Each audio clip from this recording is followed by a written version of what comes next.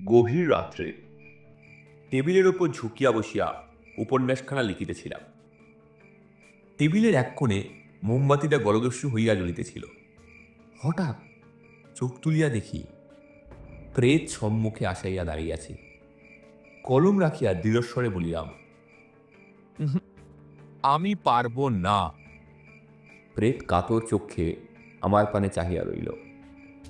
মিনতিভরা স্বরে বলিল, আপনি দয়া না করলে যে আর উপায় নেই, মেয়েটা নষ্ট হয়ে যাবে। পাড়ার ছেলে ছোড়া তার পেছনে লেগেছে। প্রেতের কণ্ঠস্বর ঘষা ঘষা।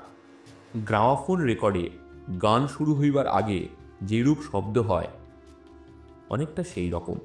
আমি বিরক্ত হইয়া বলিলাম, তা আমি কি করব? আপনি অন্য কারো কাছে যান না। প্রেত বলিল, আর কার কাছে যাব বলুন? সবাই চোর। আপনি দয়া করুন। ভূতের কথায় মনটা একটু নরম হইল। হ্যাঁ, সত্য বটে, আমি দেনার দায় লুকাইয়া আছি, কিন্তু তবু চুরি যে করিব না এই বিশ্বাস ভূতেরও আছে।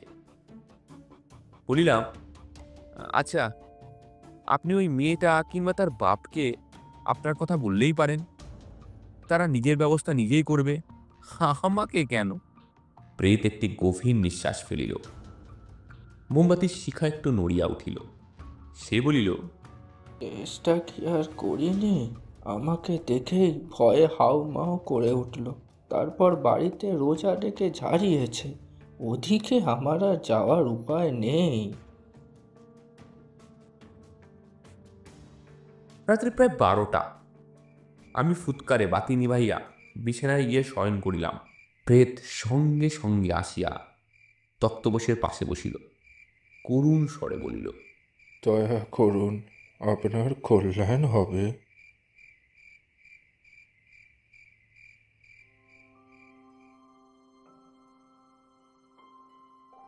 বড় বিপদে পড়িয়াছি। আমি একজন সাহিত্যিক, বাজারে নাম হইয়াছে। হ্যাঁ, কিন্তু নাম হইলেই সাহিত্যের বাজারে টাকা হয় না। ফলে একদিন যাহারা বন্ধু ছিলেন তাহারা মহাজন হইয়া দাঁড়াইয়াছেন। আমাকে দেখিলেই মুখ ভার করেন কিংবা তাগাদা করেন। বন্ধুত্বের দাক্ষিণ্য যখন একেবারে শুষ্ক হইয়া গেল, তখন স্থির করিলাম কলকাতা হইতে অন্তত কিছুদিনের জন্য গা ঢাকা দিব। ভাগ্যক্রমে একজন প্রকাশক একটি উপন্যাস লেখার বরাত দিলেন। কিছু দাদনও আদায় করিলাম। সেই দাদনের টাকা লইয়া কলকাতা হইতে সরিয়া পড়িয়াছি এবং পশ্চিমবঙ্গের একটি শহরে জীর্ণ খোলার ঘর ভাড়া লইয়া বাস করিতেছি। উপন্যাস শেষ না হইলে আর ফিরিব না। আমার খোলার ঘরের জানলা ভাঙা, খাপড়ার ছাউনিও নিরবিচ্ছিন্ন নয়। আর আসবাবের মধ্যে কীটদস্ত তক্তপোষ, নরবরে টেবিল ও একটি টুল। যিনি ঘরটি ভাড়া দিয়েছেন তিনি পাশেই পাঁচিলে ঘেরা মস্ত বাড়িতে থাকেন। মহাজনী কারবার আছে। এই জগতে মহাজনী কারবার কিংবা পুস্তক প্রকাশনের ব্যবসা না করিতে পারিলে বাঁচিয়া সুখ নাই। মহাজন নিকুঞ্জবাবু চোখ দুটি বড়ই সন্নিগ্ধ। 1 মাসের ভাড়া আগাম লইয়া থাকিতে দিয়াছেন। অল্প দূরে একটি সস্তা ভোজনালয় আছে, সেইখানেই আহারাদির ব্যবস্থা করিয়াছি। প্রথম 3 দিন বেশ নির্বিঘ্নেই কাটিয়া গেল।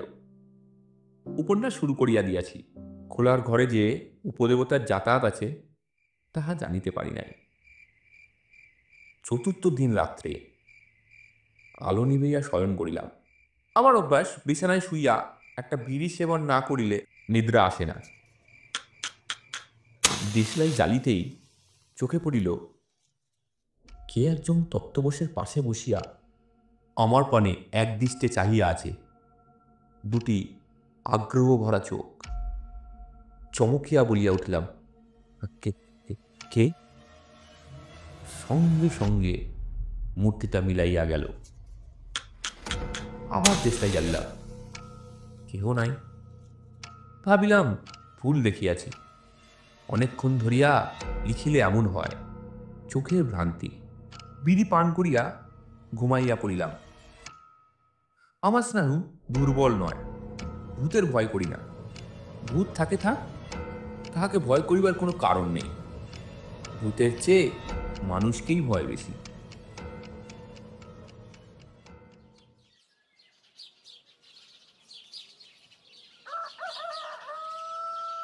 পরদিন সকালে রাত্রির কথা মনেই রইল না। সারা দিন উপন্যাস লিখিলাম। উপন্যাসে প্রেমের প্রগতি দেখাইতেছি। আমার হিরো একেবারে নিম্নস্তর হইতে আরম্ভ করিয়াছে এক ম্যাথর কন্যার প্রতি অবৈধভাবে আকৃষ্ট হইয়া তাহাকে পৈশাচ বিবাহ করিবার চেষ্টা করিতেছে। কাহিনী বেশ জমিয়া উঠিয়াছে।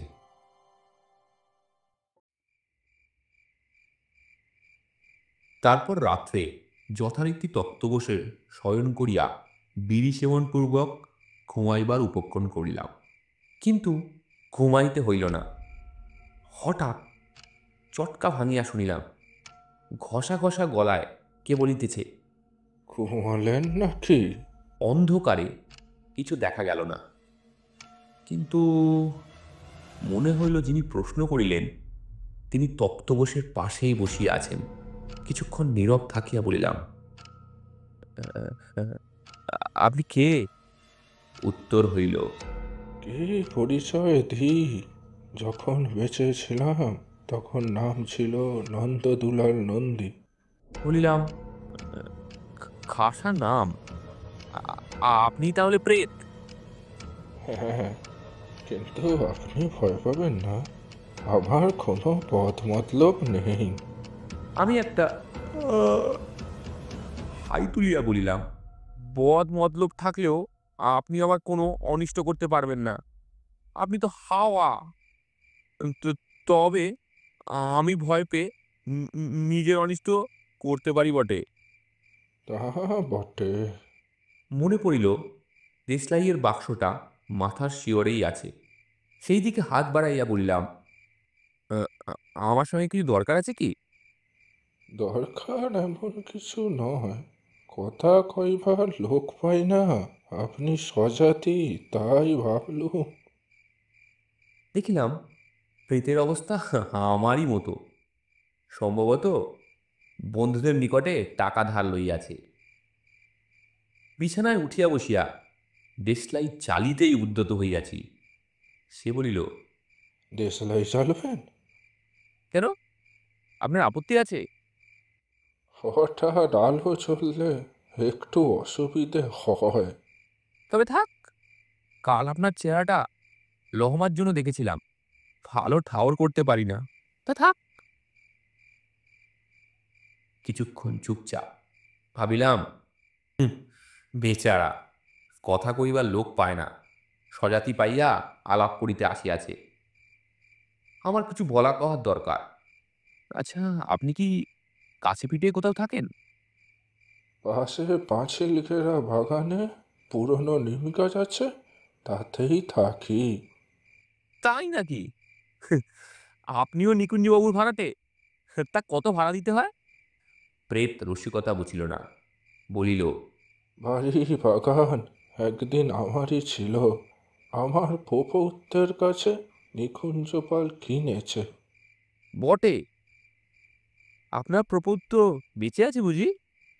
হ্যাঁ, তার অবস্থা বড় খারাপ হয়ে গেছে। প্রপৌত্র? উম, তাহলে আপনি আন্দাজ আহ, 80-90 বছর আগে ছিলেন। সেপাই যুদ্ধের সময় আমি ছিলাম, মুচ্ছুদির কাজে পয়সা করেছিলাম, ভেবেছিলাম 7 পুরুষ বসে খাবে, কিন্তু এই প্রেতের কথা শেষ হইল না। আমি অভ্যাসবশত অন্যমনস্কভাবে একটি বিড়ি মুখে দিয়ে ফস করিয়া দেশলাই জ্বালিলাম। প্রেতের ত্রস্তচকিত চেহারাখানা ক্ষণেকের জন্য দেখা গেল, তারপর সে হাওয়ায় মিলাইয়া গেল।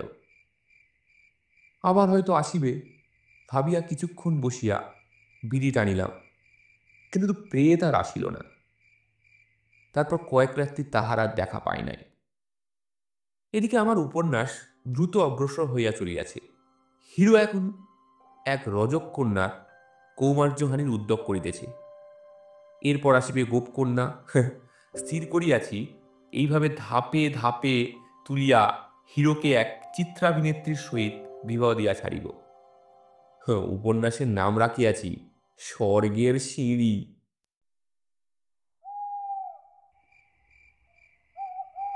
সেদিন রাত্রে আহারদির পর পাতি জ্বালাইয়া লিখিতে বসিয়াছিলাম। খুব মন লাগিয়া গিয়াছিল, সময় হিসাব ছিল না। মনোজগতে নিরঙ্কুশ ভ্রমণ করিতে করিতে হঠাৎ পা পিছলাইয়া সুথল জগতে ফিরিয়া আসিলাম। দেখি টেবিলের অপর পারে দাঁড়াইয়া প্রেত মিটিমিটি হাসিতেছে। আজ প্রেতকে প্রথম ভালো করে দেখিলাম। সূক্ষ্ম মূর্তি, তবু চেহারার মধ্যে অস্পষ্টতা কিছু নাই। গায়ে ফিতে বাঁধা মেরজাই, মেটে মেটে রগ, সরু পাকানো গোফ, চোখ দুটি সজাগ ও প্রাণবদ্ধ। বয়স আন্দাজ 55। নিরন্তই সেকালের বাঙালি চেহারা। প্রেত বলিল, কি লেখেন তো? বলিলাম, উপন্যাস। সে কাকে বলে? আমাদের সময় তো ছিল না। উপন্যাস কি তাহা বুঝিয়া দিলে প্রেত সাগ্রহে বলিল, ও, গোলে বোকা অলির গল্প, রূপকথা? তা বলুন না, শুনি। সংক্ষেপে গল্পটা বলিলাম। শুনিয়া ভূত বলিল, ছি ছি। বলিলাম, ছি ছি বললে চলবে কেন? এই না হলে বই কাটে না। যা হোক, কদিন আসেননি যে। আপনি তো অদ্ভুত লোক মশাই। অন্য লোক ভূত দেখলে আঁতকে ওঠে, আপনি গ্রাহ্যই করেন না। সে রাত্রে আচমকাই দেশলাই জেলেছিলাম, তাই রাগ হয়েছিল বুঝি? রাগ নয়, চমকে গিয়েছিলাম। চমকে গেলে আর শরীর ধারণ করা যায় না। খাতা টানিয়া লইয়া বললাম, আচ্ছা আজ আপনি আসুন, পরিচ্ছেদটা শেষ করতে হবে। মাঝে মাঝে আসবেন, গল্প স্বল্প করা যাবে। আচ্ছা। প্রেত চলিয়া গেল। তারপর প্রেত প্রায় প্রতি রাত্রেই আসে। কিছুক্ষণ গল্পগুজব হয়, তারপর আসুন বললেই হাওয়ায় মিলাইয়া যায়। হে আমার সাপে বড় হইয়াছে। এখানে আসিয়া মানুষ প্রতিবেশীর সহিত ইচ্ছা করিয়া আলাপ পরিচয় করি নাই। তাহার পরিবর্তে যা পাইয়াছি তা মোটেই অবাঞ্ছনীয় নয়। প্রেতের সঙ্গে যতটুকু ইচ্ছা মেলামেশা করি, সঙ্গ পিপেসা মিটলেই তাহাকে চলিয়ে যাইতে বলি। সে চলিয়াও যায়। মানুষ প্রতিবেশীকে এত সহজে তাড়ানো যাইত না। ঘণ্টা ধরে থাকেন তিনি সৎপ্রসঙ্গ আলোচনায়। আমার ভূতই ভালো। একদিন ভূত জিজ্ঞাসা করিল, আচ্ছা, আপনি সংসার করেছেন? সংসার মানে বিয়ে? সর্বনাশ, একলা শুতে ঠাঁই পাই না, শঙ্করাকে ডাকে। প্রকাশটি আমাকে দিয়ে হবে না। ভূত একটু হাসিল, কিছুক্ষণ যেন অন্যমনস্ক থাকিয়া হঠাৎ বলিল, দেখুন, আপনার সঙ্গে একদিন মেলামেশা করে বুঝেছি আপনি সজ্জন, চোর ছেঁচড় নন। আমি অনেক দিন থেকে আপনার মতো একজন মানুষ খুঁজছি। আমার একটি অনুরোধ আছে, আপনাকে রাখতে হবে।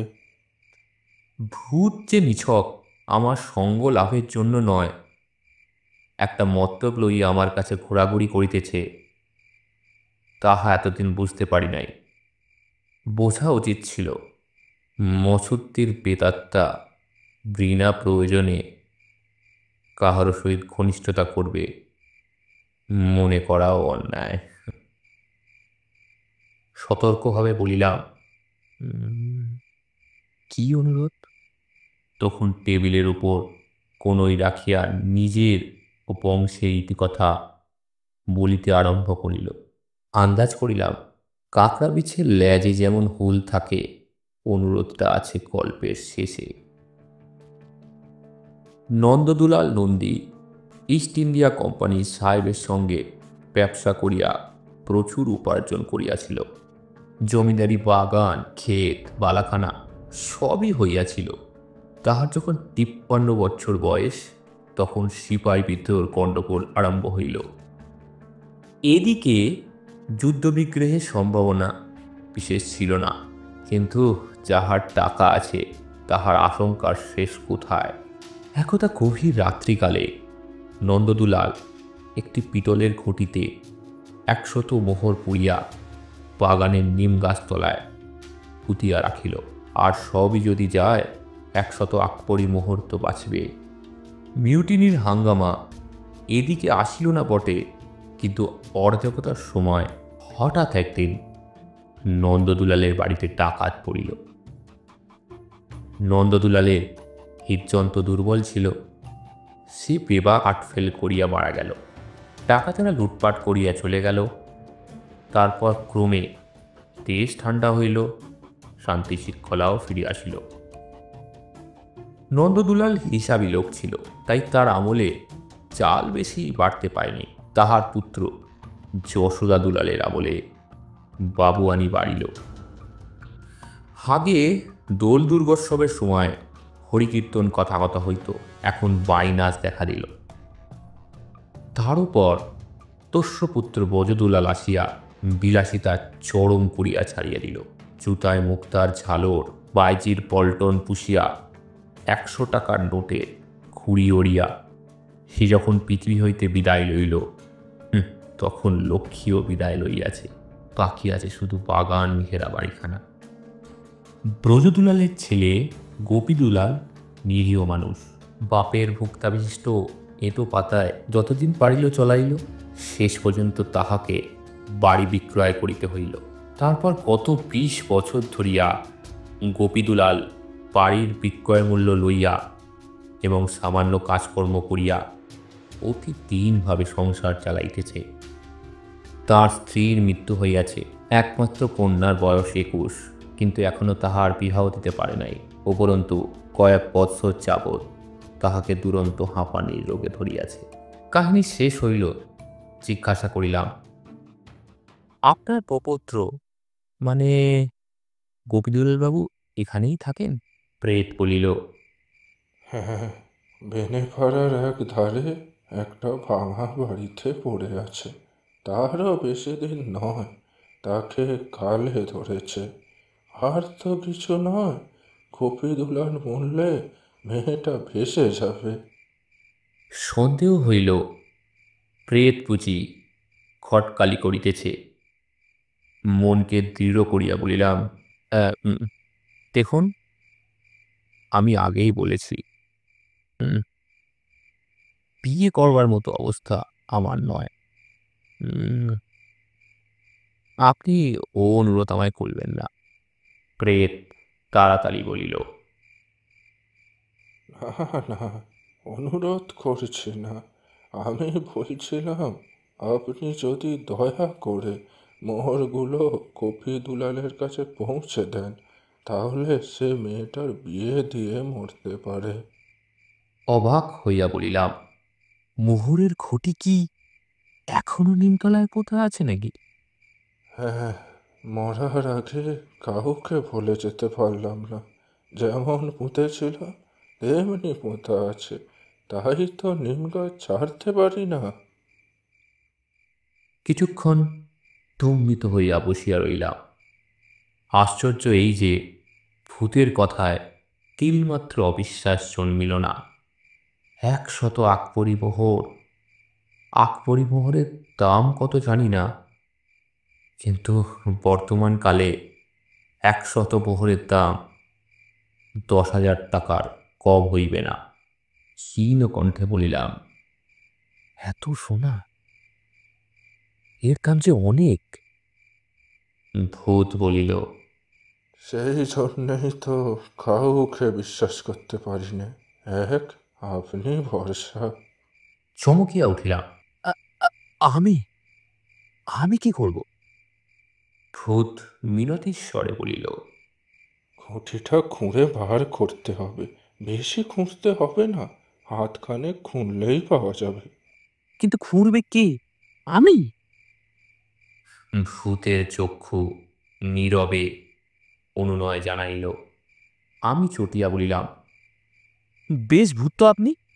ও বাগান এখনো নিকুঞ্জ পালের দখলে, সে আমাকে খুঁড়তে দিবে কেন? আর আর আমি বা তাকে বলবো কি?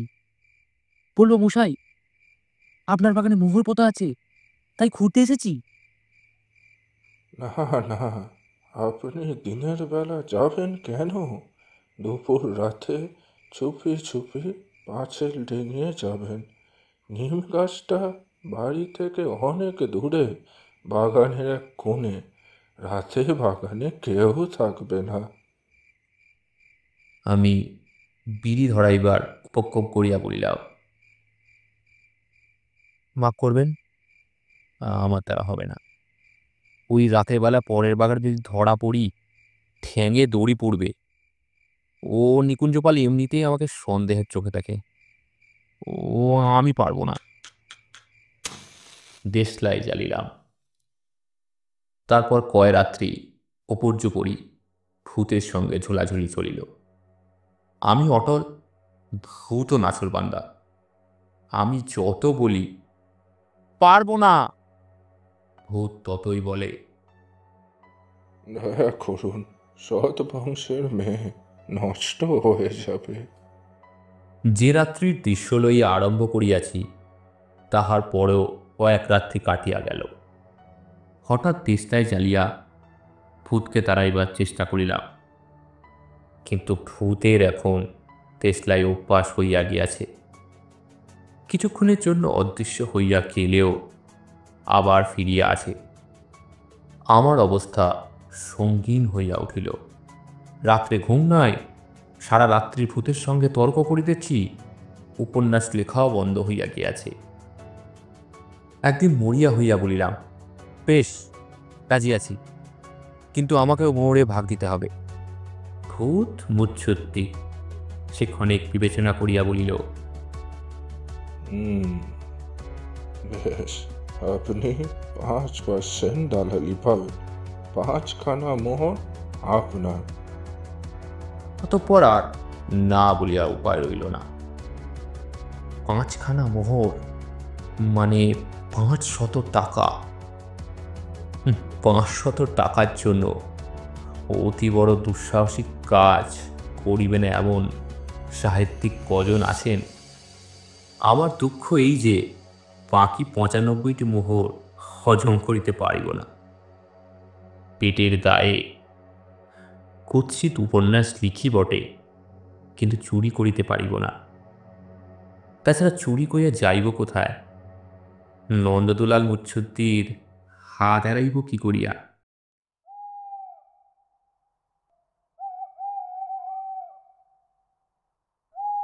রাত্রি 2:30টার সময় প্রেতের অনুগামী হইয়া বাহির হইলাম। আকাশে কৃষ্ণপক্ষের এক ফালি চাঁদ ছিল। তাহারই আলোয় প্রাচীর টপকাইয়া নিকুঞ্জ পালের বাগানে ঢুকিলাম। ভূত দেখিয়া যাহা হয় নাই তাহাই হইল। বুকের ভিতর তুমদাম শব্দ হইতে লাগিল। ভূত দেখিয়া দিল এক স্থানে কয়েকটা কোদাল, শাবল, খন্তা পড়িয়া আছে। একটা খন্তা তুলিয়া লইলাম। ভূত পথ দেখাইয়া নিম গাছের তলায় লইয়া গেল। নিম গাছের তলায় একটি স্থানে আঙুল নির্দেশ করিয়া ভূত কোমরে হাত দিয়া দাঁড়াইয়া তদারকি করতে লাগিল। আমি খুঁড়িতে আরম্ভ করিলাম। চারিদিকে নিশুতি, কোথাও সারা শব্দ নাই। মনে হইল আমিও মানুষ নই, কোনো স্বপ্ন সংকুল সূক্ষ্ম জগতের বাসিন্দা। আধ ঘন্টার মধ্যে ঘটি লইয়া নিজের ঘরে ফিরিয়া আসিলাম। ঘটির গায়ে সবুজ রঙের কলঙ্ক, কিন্তু ভেতরে 100 নিষ্কলঙ্ক আগ পরিমোহর ঝকমক করিতেছে। ভূত আত্মাভিমানী সূচক একটা ভ্রুভঙ্গি করিয়া বলিল, কি বলেছিলাম? আমার গায়ে তখন কালগাম ঝরিতেছে। ফস করিয়া দেশলাই জ্বালিয়া আমি একটা বিড়ি ধরাইলাম। ভূতকে বেশি আশকারা দেওয়া ভালো নয়।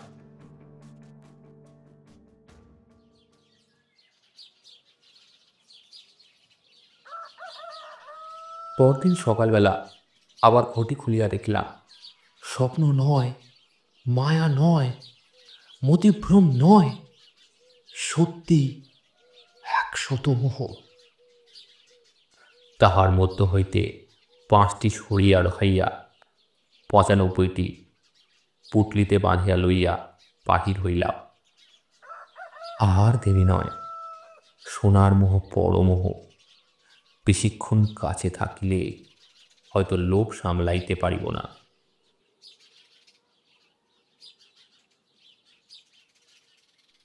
বেনেপাড়ার এক প্রান্তে কপিদুলালের বাড়ি খুঁজিয়া বাহির করিলাম। নোনা ধরা চটা ওঠা বাড়ি। তাহার সম্মুখে ছাকড়া চুল একটা ছোকরা শেষ দিতে দিতে পায়চারি করিতেছে। আমি দ্বারের করা নাড়িতেই ছোকরা আমার পানে অপাঙ্গ দৃষ্টি নিক্ষেপ করিয়া সরিয়া পড়িল। একটি মেয়ে আসিয়া দ্বার খুলিয়া দিল। তারপর অপরিচিত ব্যক্তি দেখিয়া একটু ভিতর দিকে সরিয়া গিয়া নতনেত্রে দাঁড়াইল। স্থলিত স্বরে বলিল, কাকে চান? বাবা বাড়ি নেই। বুঝিলাম গোপীদুলালের আইবুড়ো মেয়ে। গায়ের রং ফর্সা, মুখখানি নরম ও সুশ্রী, সর্বাঙ্গে ভরা যৌবন, কিন্তু চোখে মুখে আতঙ্ক, যেন নিজের যৌবনের ভয়ে সর্বদা ত্রস্ত, চকিত হইয়া আছে। পরিধানে বোধ করি বাপের একখানি অর্ধমলিন ধুতি, গায়ে ব্লাউজের অভাব ঢাকা দেবার জন্য আঁচলটা বুকের ওপর দুফেরে করিয়া জড়ানো। আমার কণ্ঠ যেন কি চাপিয়া ধরিল। গলা ছাড়া দিয়া বলিলাম, এটা কি কপিদুলাল বাবুর বাড়ি? হ্যাঁ, তিনি বাড়ি নেই। কখন ফিরবেন? হাসপাতালে গেছেন, ফিরতে বোধহয় দেরি হবে। ও, আমি একটু চিন্তা করিয়া বলিলাম, তার সঙ্গে আমার বিশেষ দরকার ছিল। আমি ওবেলা আবার আসবো, তাকে বলে দিও। আচ্ছা।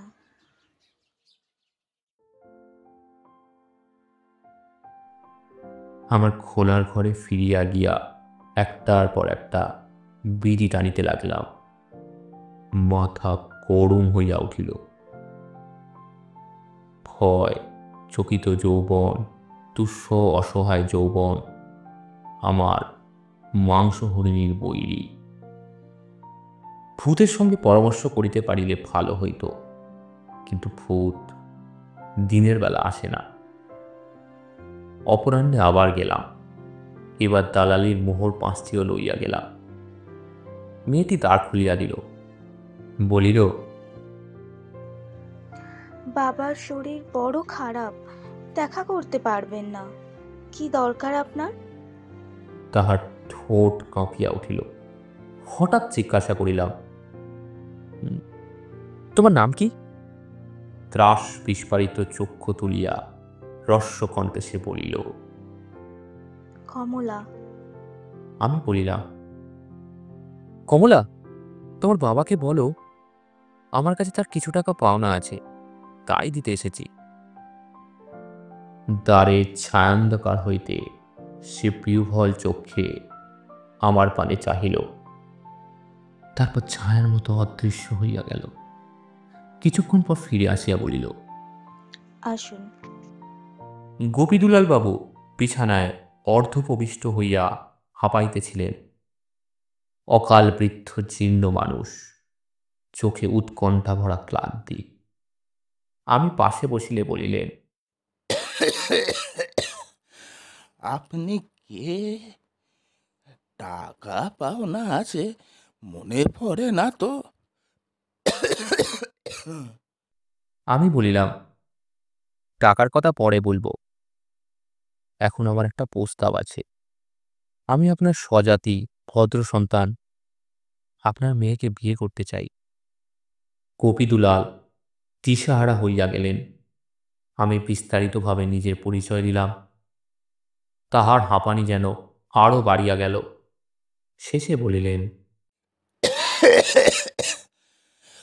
কমলার বিয়ে দিতে পারবো, এ আমার আশার অতীত।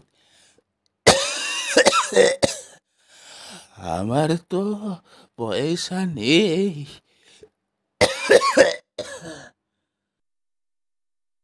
আছে বই কি, এই যে। বলিয়া আমি পুঁটুলি খুলিয়া 100 মোহর তাহার সম্মুখে ঢালিয়া দিলাম।